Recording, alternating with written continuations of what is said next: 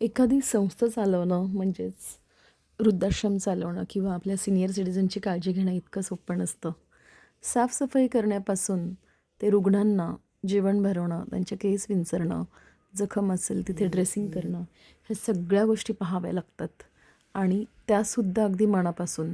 तरच ती संस्था आपण चालवू शकतो आणि त्यासाठी मनातून इच्छा ही कायम लागते, सेवा करण्याचा भाव लागतो. तरच ह्या गोष्टी आयुष्यात सक्सेसफुल आपल्याला मिळून जातो. गेले 10 वर्ष मी हीच सेवा देते आहे आणि अगदी मनापासून. कारण मला ही गोष्ट अगदी मनापासून करायला आवडते आणि ही सेवा खूप मोठी सेवा आहे माझ्यासाठी. कारण याच्यापेक्षा दुसरी कोणतीच सेवा नाही. तर हे आहे आपलं शांतिवन केअर सेंटर, जिथे आम्ही वृद्धाश्रम हा शब्द शक्यतो वापरत नाही. पण जरी स्टाफ असो नसो, पण मनापासून काम करणं हे गरजेचं आहे. जिथे अस्वच्छता दिसेल तिथे मी स्वतः स्वच्छता करून, उभी राहून, क्लीन करून स्वतः करत असते.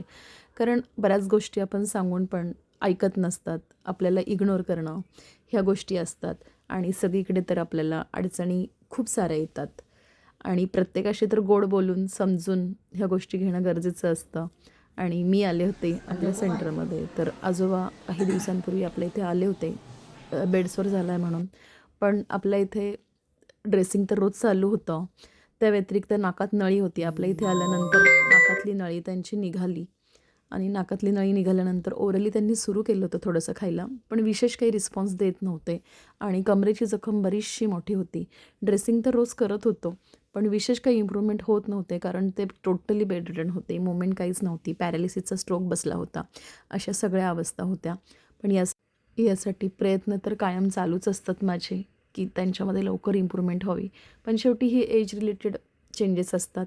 तरी आमचा स्टाफ झालं, मी झालं, सगळेजण अतोनात प्रयत्न करतो. काहीतरी त्यांनी खावं, त्यांच्या ज्या डिमांड्स असतात, तुम्हाला काय हवं आहे सांगा, आम्ही त्याही पूर्ण करतो. पण वयोमानाप्रमाणे खचलेले असतात. तर तुम्हाला हा व्हिडिओ कसा वाटला नक्की लाईक करा, शेअर करा, कमेंट्स करा.